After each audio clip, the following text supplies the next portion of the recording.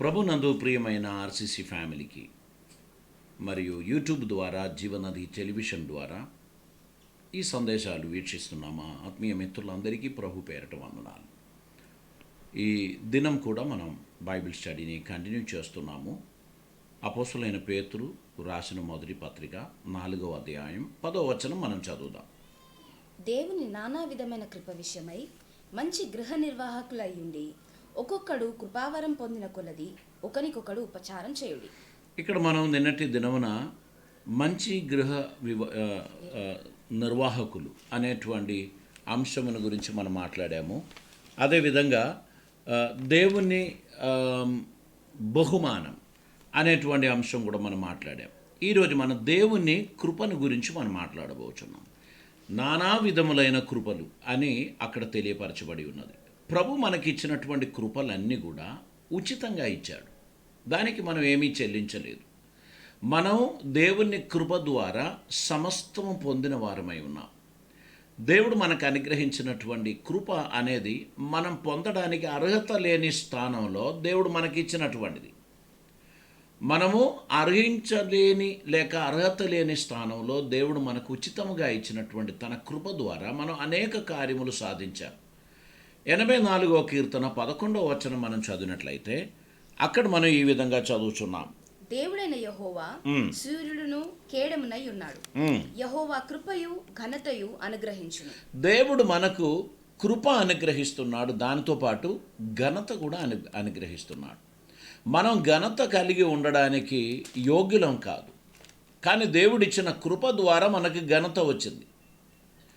కాబట్టి మనం దేవునికి నిండు హృదయాలతో కృతజ్ఞత తెలియపరచుచున్నటువంటి వారిగా, దేవుని మహిమపరచుచున్నటువంటి వారిగా, దేవుడు చేసిన మేలులకు ఉపకారములకు తగినట్లు మనం ఆయన సన్నిధిలో విధేయులుగా ఉండాలి అని ప్రభు మన గురించి ఆశించుచున్నారు. మనకు అనుగ్రహింపబడిన ఆయన కృప అపారమైనటువంటిది. ఈ దినమందు ప్రభు మనకిచ్చిన కృపను గురించి వర్ణించడానికి మనకు సమయం సరిపోదు. అంతగా దేవుడు మనల్ని ఆశీర్వదించాడు. మనమందరము ఈ దినం బ్రతికి ఉన్నాము అంటే అదే దేవుని కృప అయి ఉన్నది. అపోస్తల కార్యం 11వ అధ్యాయం 27-28 వచనాలు చదువుదామండి. ఆ దినముల యందు ప్రవక్తలు యెరూషలేము నుండి అంతియోకయకు వచ్చి వారిలో అగబు అని ఒకడు నిలవబడి భూలోకమంతటా గొప్ప కరువు రాబోచినదని ఆత్మ ద్వారా సూచించెను. అది క్లౌదియా చక్రవర్తి కాలమందు సంభవించెను. అప్పుడు శిష్యులలో ప్రతివాడును తన తన శక్తి కొలది యూదయాలో కాపురమున్న సహోదరులకు సహాయం పంపుటకు నిశ్చయించుకొనెను. దేవుని వాక్యం మనం చూస్తున్నాము. ప్రవక్తలలో ఒకడు జరగబోచున్న కరువును గురించి తెలియపరచినప్పుడు విశ్వాసులందరూ ఏం చేశారంటే వారందరూ కూడా నిరుపేదలైన వారికి సహాయ హస్తం చాపి వారిని ఆదరించారు. అది దేవుడిచ్చినటువంటి కృపే. ఆ కృప లేనివాడు ఎంత కలిగిన వాడైనా ఎవరికి ఇవ్వడు. పూర్తిగా పోయేటప్పుడు అవన్నీ తీసుకొని పోదాం అనుకుంటాడు, కానీ ఎవరు తీసుకుపోరు. ఇది కష్టంలో ఉన్న వారిని ఆదుకోవడానికి, ఇబ్బందులో ఉన్న వారికి సహాయం చేయడానికి మనకు దేవుడు అనుగ్రహించుచున్న ఒక అద్భుతమైన కృప అని మనం గుర్తించి ప్రభువును మహిమపరచు విషయంలో మనం ఆసక్తి కలిగిన వారిగా ఉండాల్సినటువంటి అవసరం ఉంది. ఎఫెసస్సులో ఉన్న విశ్వాసులకు ఎఫెసీ పత్రికలో 2వ అధ్యాయం దాని 7వ వచనం మనం చదివినట్లయితే క్రీస్తు యేసునందు మనలను ఆయనతో కూడా లేపి పరలోకమందు ఆయనతో కూడా కూర్చుండబెట్టెను. ఇక్కడ క్రీస్తు యేసునందు మనలని ఆయనతో కూడా లేపి పరలోకమందు ఆయనతో కూడా కూర్చుండబెట్టాను. మీరు విశ్వాసం ద్వారా కృపచేతనే రక్షింపబడి ఉన్నారు. కృపచేతనే రక్షింపబడి ఉన్నారు. ఇది మీ వలన కలిగినది కాదు, ఇది మీ వలన కలిగినది కాదు, దేవుని వరమే. మనం రక్షింపబడినది దేవుని కృపచేతనే. దేవుని పిల్లలమని మనం పిలువబడినది కూడా దేవుని కృప ద్వారానే. ఆయన తన కృప మనకు అనుగ్రహించాడు, మనకు రక్షణ ఇచ్చాడు. ఈ రక్షణ కోసం మనం ఏం చెల్లించలే. ఎవ్వరూ అతిశయపడకూడదు అని అది క్రియల వలన కలిగినది కూడా కాదు, దేవుని వరము. కాబట్టి దేవుడిచ్చినటువంటి ఆయన కృపా కనికరములను గూర్చి మనం దేవుని అందు సంతోషించాలి, ప్రభునకు స్తోత్రం చెల్లించాలి. ఆయన మన ఎడల చూపిన ప్రతి విషయంలో కృపయందు మనం నిలకడగా ఉండాల్సినటువంటి అవసరత కూడా ఉంది. పరిశుద్ధ వాక్యంలో అపోస్తల కార్యం 13వ అధ్యాయం దాని 43వ వచనం చదువుదామండి. సమాజ మందిరములోని వారు లేచిన తర్వాత అనేకులు ఆ. యూదులను భక్తిపరులైన యూద మత ప్రవిష్టులను పౌలును బర్నబాను వెంబడించిరి. ఆ, వీరు వారితో మాట్లాడుచు దేవుని కృపయందు దేవుని కృపయందు నిలకడగా ఉండవలనని వారిని హెచ్చరించాడు. దేవుడు మనకిచ్చిన కృపలో మనం నిలబడడం చాలా అవసరం. ఇది నా హక్కు అని మనం అనుకోకూడదు. ఇది దేవుడిచ్చినటువంటి కృప. దాన్ని పాటించడానికి కొన్ని పద్ధతులు ఉన్నాయి. మనం దాన్ని జాగ్రత్తగా పాటించుకోవాలి. ప్రభు చిత్తం నెరవేర్చడానికి మనకు దేవుడిచ్చుచున్నటువంటి ఆపర్చునిటీస్ అన్నీ కూడా చక్కగా సద్వినియోగపరచు, ప్రభువును మహిమపరచు విషయంలో మనం ఏమాత్రం లోపం లేని వారిగా ఉండాలి అని ప్రభు మన గురించి ఆశించుచున్నారు. 1 కొరింథీ పత్రిక 3వ అధ్యాయం 10వ వచనం మనం చదువుదామండి. దేవుడు నాకు అనుగ్రహించిన కృప చొప్పున నేను నేర్పరి అయిన శిల్పకారుని వలె పునాది వేస్తిని. ఇక్కడ అపోస్తలుడైన పౌలు కొరింథీలో ఉన్న విశ్వాసులకు చెప్పుచున్నారు, దేవుడు నాకు ఇచ్చిన కృప చొప్పున నేను నేర్పరి అయిన శిల్పకారుని వలె పునాది వేసి తిని, మరి ఒకడు దాని మీద కట్టుచున్నాడు. ప్రతివాడు దాని మీద ఎలాగు కట్టుచున్నాడో జాగ్రత్తగా చూచుకొనవలెను. ప్రియులరా, మనకు దేవుడు అనుగ్రహించిన కృపను బట్టే మనం ముందుకు వెళ్ళగలుగుతాం. దేవుని కృప లేకపోతే మన ప్రయత్నములు ప్రయాసములు అంత వ్యర్థమే. దేవుడు మనకు అనుగ్రహించుచున్న కృప చొప్పున మనం అన్నీ చేయాలి. గనక ఎల్లవేళలో ప్రభు కృపపై ఆధారపడుచున్న ఒక అనుభవం మన జీవితంలో ఉండాలి. నేనేమై ఉన్నానో అది దేవుని కృప వలనే. ఆయన కృప లేకపోతే నా ఉనికికి అర్థం లేదు. గనక నేను అయ్యున్నది కేవలం ఆయన కృప వలనే. గనక నేను ఉప్పొంగడానికి ఏమాత్రం ఆస్కారం లేదు. నేను దీన మనస్సు కలిగి వినయముతో దేవుని మహిమపరచడానికి నేను పిలువబడిన వాణ్ణి. గనక ప్రియులారా, దేవుని చిత్తం మన జీవితంలో నెరవేరడానికి మనల్ని మనం సమర్పించాల్సినటువంటి అవసరం ఉంది. 1 కొరింథీ పత్రిక 15వ అధ్యాయం దాని 10వ వచనం చదువుదాం. ఆయనను నేనేమై ఉన్నానో అది దేవుని కృప వలననే అయ్యున్నాను, మరియు నాకు అనుగ్రహింపబడిన ఆయన కృప నిష్ఫలం కాలేదు. ఇక్కడ పౌలు గారు చెప్పుచున్నారు, నేను ఏమై ఉన్నానో అది దేవుని కృప వలనే అయ్యున్నాను, మరియు నాకు అనుగ్రహింపబడిన ఆయన కృప నిష్ఫలం కాలేదు. గాని వారందరికంటే నేను ఎక్కువగా ప్రయాసపడితిని. ప్రయాసపడినది నేను కాను, నాకు తోడై ఉన్న దేవుని కృపయే. ఇప్పుడు అందరూ పిలువబడ్డారండి. కొందరికి ఎక్కువగా ప్రయాసపడడానికి ఉన్న ఆసక్తి ఉంది. దాని గురించి పౌలు అంటున్నాడు, అది నేను కాదు, నా యందు నివసించుచున్న క్రీస్తు నన్ను బలవంతం చేస్తున్నాడు. మనమందరం దేవుని కార్యం కొరకు పిలువబడిన వారం. మనమందరం ఆసక్తిగా పనిచేయాలి. చరిత్రను చూడండి. కొంతమంది చరిత్రను సృష్టించారు, కొంతమంది చరిత్రలో కలిసిపోయారు. మనమందరం చరిత్రలో కలిసిపోయిన వాళ్ళమే. కానీ కొందరు చరిత్రను సృష్టించిన వారు ఉంటారు. విలియం కేరీ 1700స్లో మన దేశానికి వచ్చి ప్రింటింగ్ ప్రెస్ స్టార్ట్ చేసి వేరొక భాష నేర్చుకొని బంగాళీ భాషకు ప్రొఫెసర్ కావడం, యూనివర్సిటీ ఏర్పాటు చేయడం, ఇవన్నీ వాస్తవంగా ఆలోచిస్తే ఆ కాలంలో ఏ ఫెసిలిటీ లేని కాలంలో అతడు చేశాడు అంటే భారతదేశానికి ఎంత పెద్ద సర్వీస్ ఇచ్చాడండి. సొంతం కుమారుడు చనిపోతే సమాధి చేయడానికి ఒక నైబర్ తనకు దొరకలేదు. తను స్వయంగా గొయ్యి తవ్వి తన కుమారుని సమాధి పెట్టాడు. ఆయన భార్య పిచ్చి లేసింది. ఆ స్త్రీతో కాపురం చేయడమే కష్టం. ఇప్పుడు పిచ్చి లేవాల్సిన అవసరం లేదు. ఇష్టం లేని ఏదైనా ఒక మాట చెప్తే తీసుకుపోయి ఆమె ఇంట్లో వదిలేసి కొద్ది రోజులు ఇంట్లో అమ్మతో ఉంటూ తర్వాత చూద్దామని చెప్పి వచ్చేసి మళ్ళీ అటు పోకుండా ఉండే పురుషుల సంఖ్య చాలా పెరిగిపోయింది. స్త్రీలు కూడా ఏం తక్కువ కాదు. అటువంటి కాలంలో ఒక పిచ్చి ఆమెతో ఆయన జీవితం సాగించాడు. ఆయన ప్రింటింగ్ ప్రెస్ కాలి బూడిది అయింది. ఆయన రాసినటువంటి మానుస్క్రిప్ట్ అన్నీ కూడా కాలిపోయింది. మళ్ళీ ప్రయత్నం చేశాడు, మళ్ళీ రాశాడు.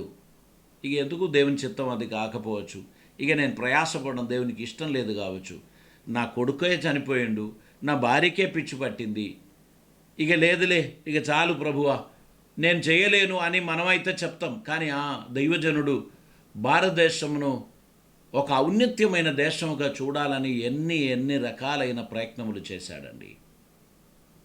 భర్త చనిపోతే భార్య అతనితో పాటు ఆ నిప్పులో పడి చావాల్సినటువంటి పరిస్థితుల్లో జీవించిన మనుషులకు చైతన్యవంతులుగా చేసి శైశవ వివాహం, చిన్న పిల్లల వివాహములను ఆపివేయడానికి విలియం కేరీ చేసిన ప్రయత్నం ఎంత అద్భుతమైనటువంటిది. కానీ దాని క్రెడిట్ అన్ని కూడా రాజారాం మోహన్ రాయ్ తీసుకొని పోయాడు. అయినా పర్వాలేదు, పేరు ఖ్యాతి లేకపోయినా పర్వాలేదు, కొన్ని మంచి పనులు తన స్నేహితుడైన రాజారాం మోహన్ రాయ్ని ఇన్ఫ్లుయెన్స్ చేస్తూ అనేక రకాలైన చీకటి కార్యములను ఆపివేయడానికి ఆ దైవజన్ని దేవుడు ఎంతగా వాడుకున్నాడండి. మీరు నేను ఏం చేస్తున్నాం? ఈ లాక్డౌన్ పీరియడ్లో మనం ఏం చేస్తున్నాం? చక్కగా తింటున్నాం, పడుకుంటున్నాం. మీకు ఎట్లా తెలుసు మా గురించి అని మీరు అనుకుంటారేమో. మీరు ఇంకేమైనా చేస్తున్నారా? కాస్త మీలో కొందరు బైబిల్ పఠనం చేస్తున్నారు కావచ్చు, కొందరు మెసేజ్లు ప్రిపేర్ చేస్తున్నారు కావచ్చు. నేను మీ గురించి చెప్పలేదమ్మా, ఒట్టిగా సమయం స్పెండ్ చేస్తున్న వాళ్ళ గురించి చెప్పాను. చూడండి, ఇది ఒక అద్భుతమైన సమయం. దేవుడిచ్చిన కృప చొప్పున ఒక్కొక్కరు ఒక్కొక్క పని చేస్తున్నారు. దేవుడు మనకు అనుగ్రహించినటువంటి తన ఆశీర్వాదాన్ని, తన కృపలను మనం అనుభవించడానికి ప్రభు చేత మనం పిలువబడిన వారమై ఉన్నాం. ఆయన అద్భుతకరుడు, ఆశ్చర్యమైన కార్యములు ఆయన మన కోసం చేస్తున్నాడు. కనుక ప్రియులారా, దేవుని సన్నిధానములో నమ్మదగిన వారిగా మనం ఉండడానికి పిలువబడ్డాము అనేటువంటి విషయం మర్చిపోవద్దు. మీరును నేను దేవుని కార్యం కొరకు పిలువబడిన వారం. దేవుని చిత్తం నెరవేర్చడానికి దేవుడు మనకు అనుగ్రహించినది ఆయన కృపే. ఆయన కృపపై ఆధారపడి మనం నడుస్తున్నప్పుడు దేవుని కృప మన జీవితంలో నెరవేరాలని ఆశించాలి. అందు నిమిత్తమై మనం ముందుకు సాగిపోవాలి. దేవునికి స్తోత్రం. ఇక్కడ పౌలు గారు చెప్పుచున్నారు, నేను వారందరికంటే నేను ఎక్కువగా ప్రయాసపడి తిని, కానీ ప్రయాసపడినది నేను కాను, నాకు తోడై ఉన్న దేవుని కృపయే. నేనైననేమి వారైననేమి అలాగుననే మేము ప్రకటించుచున్నాము. అలాగుననే మీరును విశ్వసించితిరి. చూడండి, దేవుని కార్యం కొరకు పిలువబడిన వాడు చివరి శ్వాస వరకు ఆసక్తిగా దేవుని కార్యాన్ని కొనసాగిస్తున్నారు. మనకు మనస్సు ఉంటే మార్గం ఉంటుందండి. మనస్సు లేకపోతే ఏ మార్గం పనిచేయదు. నేను వద్దనుకున్నాను, వద్దు. నేను చేయదలంచుకున్నాను, మార్గం ఉన్నది. ఏ విధంగానైనా దేవుడు మార్గములు సరళం చేస్తారు. ప్రతి ఒక్కరు కూడా ఈ లాక్డౌన్ సీజన్లో కొన్ని మంచి కార్యాలు, దేవుని కృపపై ఆశ్రయించండి. దేవుడు తన కృప ద్వారా అనేకమైన రీతిగా మనల్ని నడిపించడానికి ఆయన సహాయం చేస్తాడు. 2 కొరింథీ పత్రిక 1వ అధ్యాయం 12వ వచనం చదువుదాం. మా అతిశయమేదనగా లౌకిక జ్ఞానం అనుసరింపక దేవుడు అనుగ్రహించు పరిశుద్ధతతోనూ నిష్కాపట్యముతోనూ దేవుని కృపనే అనుసరించి లోకంలో నడుచుకొంటిమనియు విశేషంగా మీ ఎడలను నడుచుకొంటిమనియు మా మనస్సాక్షి సాక్ష్యమిచ్చుటయే. ఇక్కడ చూడండి, మా అతిశయం ఏమనగా లౌకిక జ్ఞానమును అనుసరింపక దేవుడు అనుగ్రహించు పరిశుద్ధతతోనూ నిష్కాపట్యముతోనూ దేవుని కృపనే అనుసరించి లోకంలో నడుచుకొంటిమనియు విశేషముగా మీ ఎడలను నడుచుకొంటిమి అని మా మనస్సాక్షి సాక్ష్యమిచ్చుచున్నది. ఎదుట వ్యక్తి చెప్పిన మాటకు చేసే పని కాదు. మా మనస్సాక్షి మా గురించి సాక్ష్యం ఇస్తున్నారు. ప్రతిరోజు మనస్సాక్షి ఏమంటుంది తెలుసా? ఈరోజు నువ్వు మంచి పని చేసినావు, ఈరోజు నువ్వు మంచి మాట చెప్పావు, ఈరోజు నువ్వు నలుగురిని ప్రోత్సహించావు, ఈరోజు నీ ప్రయత్నం ద్వారా నలుగురికి మేలు కలిగింది. ఒక వ్యక్తి నాతో ఈరోజు ఉదయం చెప్పిన మాట, ఈ లాక్డౌన్లో వాస్తవంగా నిరాశ చెంది చాలా ఇబ్బందులో ఉన్నటువంటి సమయంలో ప్రతిరోజు మీరు ఈ వాక్య పఠనం ద్వారా మమ్మల్ని ఎంతగానో ప్రోత్సహించుచున్నారండి, వెల కట్టలేము అని చెప్పారు. దాదాపు ఒక 50 మంది పాస్టర్స్ ఈరోజు నా దగ్గరికి వచ్చారు. అందరినీ సోషల్ డిస్టెన్స్లో కూర్చోబెట్టి కొన్ని మాటలు చెప్పి వారిని పంపించడం జరిగింది. అయితే ఆ, వారిచ్చిన సాక్ష్యం ఏంటంటే దేవుని వాక్యం చేత వారిని కడుతున్నారు. మీ గురించి కాదు, మీరు చాలా అనుభవం కలిగిన వారు, మీరు చక్కగా వాక్యాన్ని పఠనం చేయగలిగిన వారు, తయారు చేయుచున్నవారు, బోధించుచున్నవారు. కానీ కొంతమందికి ఆ జ్ఞానం లేనివారు ఇటువంటి సందేశముల ద్వారా ప్రోత్సహింపబడుచున్నారని వారు చెప్తున్నారు. ఇప్పుడు ఎవరి ప్రోత్సాహనం, ఎవరి మాటలు లేకుండానే మా మనస్సాక్షి మాకు సాక్ష్యం ఇచ్చుచున్నారు. అపోస్తులైన పౌలు అదే చెప్పాడు, మనుషుల మాటకు మేము ఉపొంగడం లేదు, కానీ మా మనస్సాక్షి మమ్మల్ని ప్రోత్సహిస్తున్నందుకు మేము ముందుకు వెళ్తున్నాం. గలతీ పత్రిక 2వ అధ్యాయం 21వ వచనం కూడా చదువుదామండి. నేను దేవుని కృపను నిరర్ధకం చేయను. నీతి ధర్మశాస్త్రం వలనైతే ఆ పక్షమందు క్రీస్తు చనిపోయినది నిష్ప్రయోజనమే. నీతి కలగడానికి ధర్మశాస్త్రం అక్కర్లేదు. ధర్మశాస్త్రం యొక్క అవసానముగా ప్రభు వచ్చి నీతిని నెరవేర్చాడు. నీతి ఏంటి అంటే, నువ్వు దుర్మార్గుడవు, నువ్వు పాపాత్ముడవు, నువ్వు శిక్షకు అర్హుడవు, నువ్వు దేవుని శాపానికి యోగ్యుడవు అని ఒకరిని ఒప్పింపచేసేసి, అయితే నీవు శిక్షింపబడనక్కర్లేదు, నీ శాపమును, నీ దోషములను, నీ పాపభారమును నేను తీసేసుకుంటున్నాను. ఇదిగో నాకు కలిగిన నీతి అను ఈ వస్త్రం నేను నీకు ధరింపచేస్తున్నాను. ఇది కేవలం కొత్త నిబంధనకు మాత్రమే సాధ్యం. ఇది కేవలం ప్రభువుకు మాత్రమే సాధ్యం. ధర్మశాస్త్రం చేయలేదు. ప్రభు చెప్పాడు, నువ్వు నేరస్తుడవు, దుర్మార్గుడవు, అవిధేయుడవు, కానీ నీవు పొందవలసిన శిక్ష నేను పొందుచున్నాను. నాకు కలిగిన నీతిని నీకిచ్చుచున్నాను. ప్రభు మనకు తన నీతినిచ్చి, తన కృపనిచ్చి, మనల్ని తన కుమార్తెలుగా ఆయన స్వీకరించాడు. ఆ ప్రభువునకే స్తోత్రం కలిగిన గాక. పరిశుద్ధ వాక్యంలో నుంచి మనం చదువుచున్నప్పుడు ఎఫెసీ పత్రిక 3వ అధ్యాయం దాని 7వ వచనాన్ని మనం చదువుదామండి. దేవుడు కార్యకారియగు తన శక్తిని బట్టి నాకు అనుగ్రహించిన కృపావరం చొప్పున నేను ఆ సువార్తకు పరిచారకుడనైతిని. ఇక్కడ పౌలు గారు చెప్పుచున్నారు, దేవుడు కార్యకారియగు తన శక్తిని బట్టి నాకు అనుగ్రహించిన కృపావరం చొప్పున నేను ఆ సువార్తకు పరిచారకుడనైతిని. నేను పరిచారకుని కావడానికి నేను పిహెచ్డి ఏం తీసుకోలేదు. నేను దేవుని పరిచారకుని కావడానికి నాకేం క్వాలిఫికేషన్స్ లేదు. కానీ ఆయన కృప అపరిమితముగా నాపై కుమ్మరించినందుకు నేను ఆయన పరిచారకుడనయ్యాను. ప్రభు మనస్సును గ్రహించగలిగి ప్రభు పరిచర్యను కొనసాగించడానికి తగిన కృప ఆయన అనుగ్రహించాడు. ముందుగానే పౌలు గారు చెప్పారు, ప్రతివాడు తనకి ఇవ్వబడిన కృప చొప్పునే పరిచర్య చేయగలరు.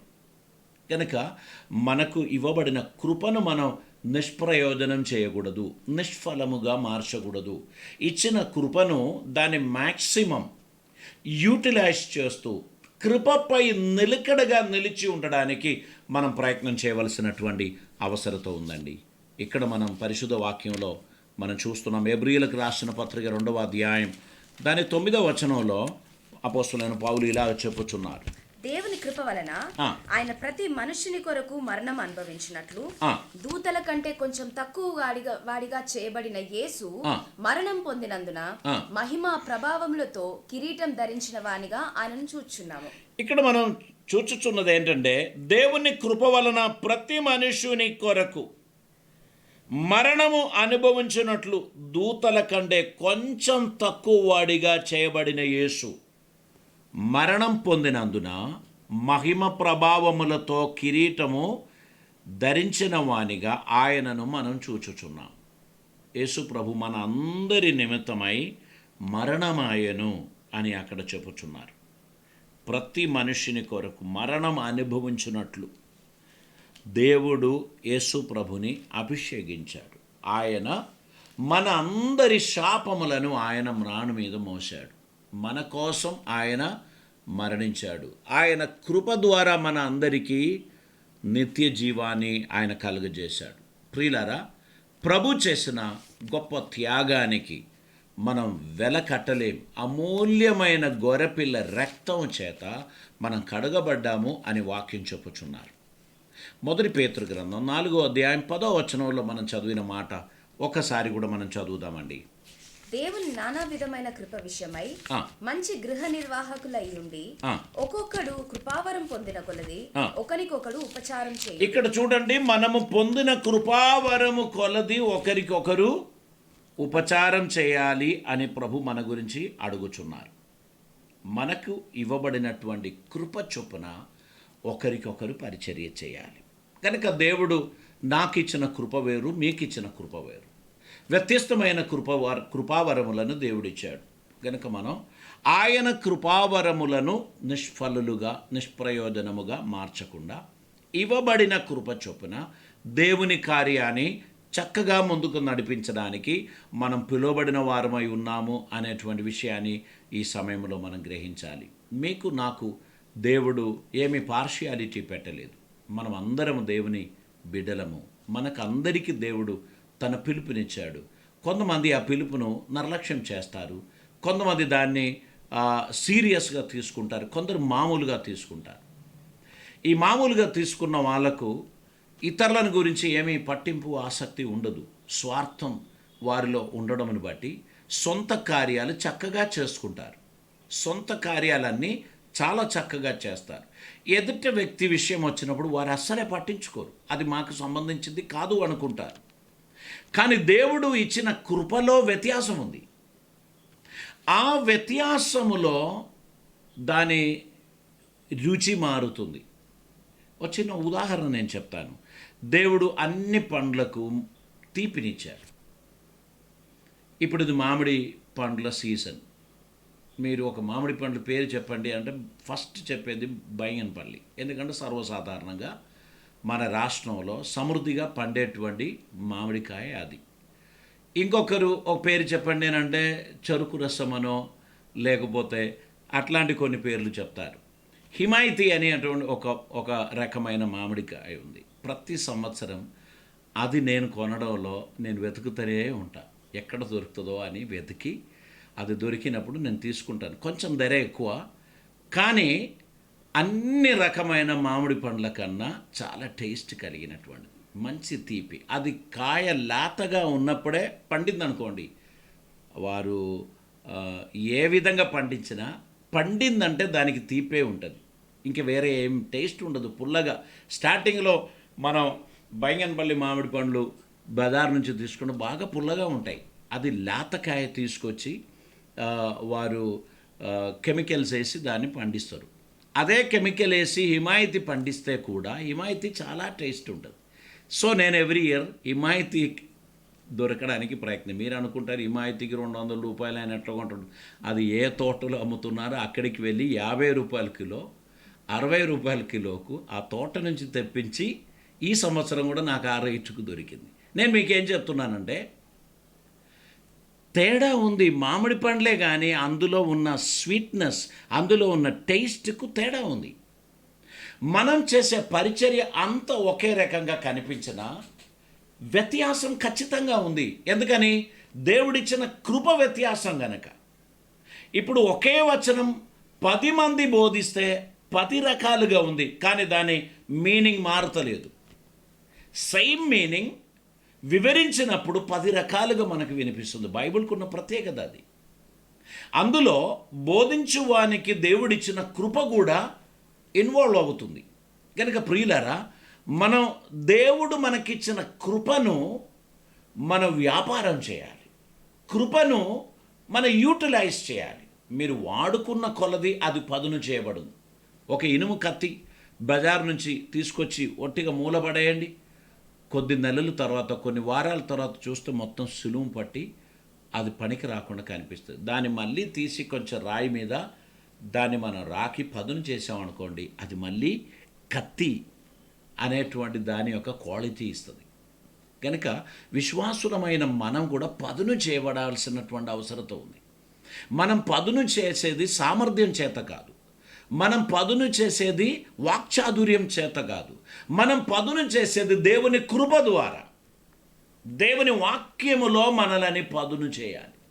వాక్యం ద్వారా మనం ఆశీర్వదింపబడాలి. దేవుని సమాధానం సమృద్ధిగా మనం అనుభవించడానికి మనల్ని మనం ప్రభు సన్నిధిలో సమర్పించాల్సినటువంటి అవసరత ఉంది. పరిశుద్ధ వాక్యంలో యాకోబు పత్రిక 4వ అధ్యాయం 6వ వచనం కూడా చదువుదామండి.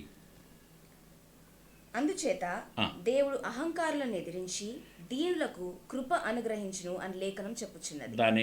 దాని ముందు వచనం, ఆయన మన యందు నివసింపజేసిన ఆత్మ మత్సరపడునంతగా ఆపేక్షించునా అను లేఖనము చెప్పున్నది వ్యర్థమని అనుకొంచున్నారా? కాదు గాని ఆయన ఎక్కువ కృపనిచ్చును. అందుచేత దేవుడు అహంకారులను ఎదిరించి దీనులకు కృప అనుగ్రహించును అని లేఖనము చెప్పుచున్నది. దేవుని కృప పొందడానికి మనకు కావలసినది ఒకటే క్వాలిటీ. అందరూ ఈ మాట అర్థం చేసుకోండి. దీనులై ప్రభు సన్నిధికి వెళ్ళండి. ఐఎమ్ సంథింగ్, నా బిరుదది, నా కుటుంబం ఇది, మా ఫ్యామిలీ అది, ఇవన్నీ చెప్తే ప్రభు లెక్క చేయడు. Just humble your self. దేవుని సన్నిధిలో దీన మనస్సు కలిగి వెళ్ళండి. అహంకారులను ఆయన ఎదిరించుచున్నాడు. దీనులకు అధికమైన కృప ఆయన అనుగ్రహిస్తున్నాడు. దేవుడు కృప అనుగ్రహించే కొలది మనం ఇంకా హంపులైపోవాలి. ఎక్కడో దొరకని వస్తువులన్నీ తల మీద పెట్టి ఏదో ఉన్నట్టు మనం నటించకండి. దేవుడిచ్చిన కృప నీ తలపై ఉండడానికి ప్రయత్నం చేయండి. దేవుడిచ్చిన కృపకు దాని బ్యూటీ ఉంది. వేరే వేషాలు మనం వేస్తాం కదా, వాటికి ఒక కామెడియన్ లుక్ వస్తుంది. కానీ దేవుడిచ్చిన కృప ద్వారా నువ్వు బజారులో వెళ్తే అక్కడ 10 మందిని దేవుడు స్వస్థపరుస్తాడు. ఈరోజు ఆశించవలసింది ఈ కలర్ఫుల్ డ్రెస్ ఎక్కడ దొరుకుతుందనే ప్రయత్నం మానేసి దేవుని కృప కావాలని ఆయన పాద సన్నిధిలో సమర్పించడానికి ప్రయత్నం చేయండి. ఈరోజు ప్రభు ఖచ్చితంగా మనకు చెప్తున్నాడు, ఆయన అహంకారులను ఎదిరించుచున్నాడు, దీనులకు కృప అనుగ్రహిస్తున్నాడు. ఒక్క వచనం కూడా చదువుదామండి. 1 పేతురు గ్రంథం 5వ అధ్యాయం 5వ వచనం. చిన్నలారా మీరు పెద్దలకు లోబడి ఉండుడి. మీరందరూ ఎదుటివాని ఎడల దీన మనస్సు అను వస్త్రం ధరించుకొని, మీరందరూ కూడా ఎదుటివారి ముందు దీన మనస్సు అను వస్త్రం ధరించుకొని మిమ్మును అలంకరించుకొని దేవుడు అహంకారులను ఎదిరించి దీనులకు కృప అనుగ్రహించును. ఈ రోజులలో విచిత్రమైన ఒక విషయం మీకు చెప్తా, బయట చెప్పకండి. నేను 35 ఇయర్స్ అయిందండి ఈ పట్టణంలో దేవుని పరిచర్యలో ఉన్నాను. నిన్న మొన్న సేవ ప్రారంభించిన కుర్రోళ్ళు, యవనస్తులు, వాళ్ళు విశేషమైన వేషాలు వేసుకొని మన దగ్గరికి వస్తూ ఉంటే ఏమనాలే? ఇక్కడ ప్రభు చెప్పుచున్నాడు, పెద్దల ఎదుట మీరేం పొందాలన్నారు? వారికి లోబడి ఉండండి. వారి మాటకు విధేయత చూపించండి. మీరు దీన మనస్సు అనే వస్త్రం ధరించుకోండి. ఈ ఈస్ట్ మ్యాన్ కలర్ డ్రెస్సులు ఉన్నాయా, అది మీకు సూట్ అవ్వదు, అది నాకు సూట్ అవ్వదు. మనకు దేవుడిచ్చిన కృప సూట్ అవుతుంది. Let us change our attitude. మడత పెట్టి బీరువాలో పెట్టేసేయండి. ప్రభు పని మొదలు పెట్టండి. ఆయన హెచ్చించినప్పుడు మీకు ఘనత వస్తుంది. ఆయన గుర్తించినప్పుడు మీరు ప్రజల చేత గౌరవింపబడతారు. మీరు చేతులు ఉంచగా దేవుడు రోగులను స్వస్థపరచుచున్నారనుకోండి, మీ మాటలకు దేవుడు ప్రజలకు చైతన్యం కలుగజేస్తుంది అనుకోండి, దట్ ఈస్ మీ గిఫ్ట్. అది మీ జీవితంలో ఐశ్వర్యమును, అద్భుతమైన రిజల్ట్తో కూడిన పరిచర్యను మీకు అప్పగిస్తారు. ఈ రోజులలో ప్రజలందరూ ఒక ప్రత్యేకమైన ఒక పోటీ, ఇది ఎక్కడ దొరుకుతుందని మనుషులందరూ అటు ఇటు ఉరుకులాడుతూ తిరుకొని తీసుకొని వేసుకొని అంత కామెడియన్స్ లాగా నాకైతే చాలా బాగా అనిపిస్తుంది. ప్రియులారా, అంతకంటే ముఖ్యం ఇదండి, దేవుని కృప పొందుకోండి. కృప అనేది పాపం చేయడానికి ఉన్న లైసెన్స్ కాదు. అటువంటి కొంతమంది స్పీకర్స్ ఉన్నారు, నేను వారి గురించి ఇప్పుడు టచ్ చేయడం లేదు. పాపం చేయడానికి ఉన్న లైసెన్స్ కాదు కృప. మంచిది చక్కగా చేయడానికి ఉన్న ప్రత్యేకమైన అభిషేకమే కృప. దేవుని వాక్యమునకు విధేయత చూపించడానికి ఉన్న అభిషేకమే కృప. పాపమును జయించడానికి ఉన్న అభిషేకమే కృప. దేవుని చిత్తం నెరవేర్చడానికి ఒక మంచి నిర్ణయం తీసుకుందామా? కురియన్ గారి గురించి చాలా బాధపడకండి, కలవరపడకండి. నేను మిమ్మల్ని కాస్త పురికొల్పడానికి ప్రయత్నించాను. మీ జీవితంలో దేవుడు మీకు ఇవ్వబోచున్న ఆ ప్రత్యేకమైన గుర్తింపును మీరు గుర్తించాలని నేను మిమ్మల్ని కాస్త రోషం కలిగించాను అంతే. నేను మిమ్మల్ని బాధ పెట్టడానికి ప్రయత్నించలేదు. నా ప్రియ సహోదరులారా, తోటి సేవకులారా, మనమందరము దేవుడిచ్చు కృపపై ఆశ్రయం ఉంచుదాం. దేవుడిచ్చిన కృపకు ఎంత బ్యూటీ ఉంది తెలుసా? దేవుడిచ్చిన కృపలో మీరు వేసుకొని వచ్చిన ఆ వస్త్రం ఎంత అద్భుతంగా ఉంటాయి, మీ పరిచర్య ఎంత అద్భుతంగా ఉంటాయి. దావీదుకు ఒకసారి షౌలు చెప్పాడు, నానా ఇది వేసుకొని పో గోలియాతును పడగొట్టడానికి. వేసుకున్నాడు, ఒక్క అడుగు కూడా పెట్టలేకపోయాడు. అయ్యో ఇది నాకు అలవాటు లేదండి, ఇది నాకు వద్దండి, నేను వేరే ఉన్నది నా దగ్గర, నేను వెళ్తాను అయ్యగారు, మీరేం బాధపడకు, నేను వాణ్ణి ఓడిస్తాను. ఆ లోయల్లోకి దిగి నున్నని 5 రాళ్ళు ఏరాడు, తన పాత సంచిలో వేశాడు. ఒక ఒడిసె చేతిలో ఉంటే దానిలో ఒక్క రాయి పెట్టాడు, గుండ్రంగా తిప్పి విసిరేశాడు. గోలియాతుకు కేవలం ఇంత మాత్రమే ఓపెన్గా ఉంది, ఈ కన్ను, ఈ ఏరియా. మనం ఇప్పుడు మాస్క్ పెట్టుకుంటాం కదా, మాస్క్ పెట్టుకున్న తర్వాత మనల్ని ఎంత కనబడుతుంది అంతే. మిగిలినంత కవచం ధరించుకొని చాలా ప్రొటెక్ట్ చేయబడిన గోలియాతు తిరునెట్టికి ఆ రాయి తగిలింది, అడ్డం పడ్డాడు. మీలో ఉన్న దేవుని కృప గోలియాతును పడగొట్టడానికి సరిపోతుందండి. ఈ వేషాలు చూచి సాతానుగాడే మాత్రం భయపడడు. ప్రియ దైవ సేవకులారా, పెద్దలకు గౌరవం ఇవ్వండి. వయసులో పెద్దవారు, అనుభవంలో పెద్దవారు, దేవుని మాటలో అనుభవం కలిగిన వారు, వారు చేస్తున్న పరిచర్యను గుర్తించండి, వారితో కలిసి పనిచేయండి. మన డినామినేషన్ ఏదైనా సరే దేవుని పరిచర్యలో మనం కలిసిపోదాం. ఒక టీముగా ప్రభు పని కొనసాగించడానికి, ప్రభు పని నెరవేర్చడానికి మనల్ని సమర్పిద్దాం.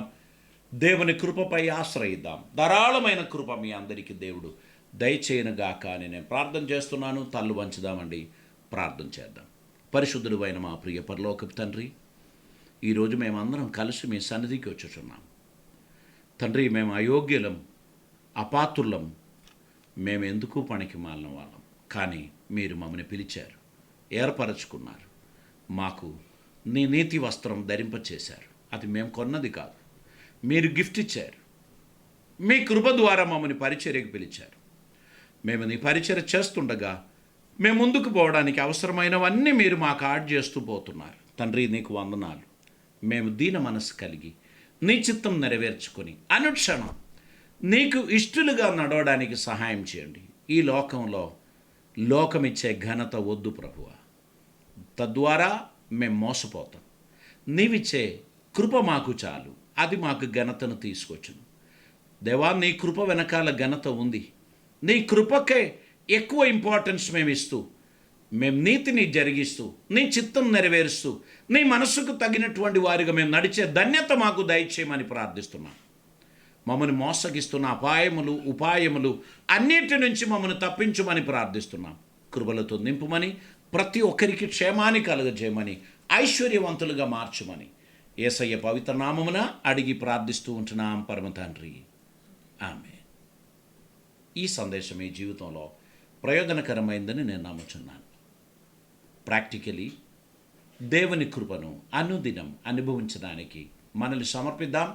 ప్రభువుకు ప్రియమైన బిడ్డలుగా మనం నడవడానికి ప్రభు సన్నిధిలో మన హృదయాలను మనం సమర్పిద్దాం. ఇప్పుడు దాకా ప్రభు చేసిన మేలులు, ఉపకారములు అన్నిటి కొరకాయ దేవునికి స్తోత్రం చెల్లిద్దాం. స్క్రీన్లో కనిపిస్తున్న ఫోన్ నంబర్స్కు కాల్ చేయండి. మరి మీ ప్రార్థన విషయంలో తెలియపరచండి. యూట్యూబ్లో ఉన్న డీటెయిల్స్ గమనించండి. దేవుడు ప్రతి ఒక్కరిని దీవించిన గాక. రేపు సాయంకాలం మరలా మనం ఈ వాక్య పఠనాన్ని కంటిన్యూ చేద్దాం. దేవుడు ప్రతి ఒక్కరిని ఆశీర్వదించిన గాక. God bless you.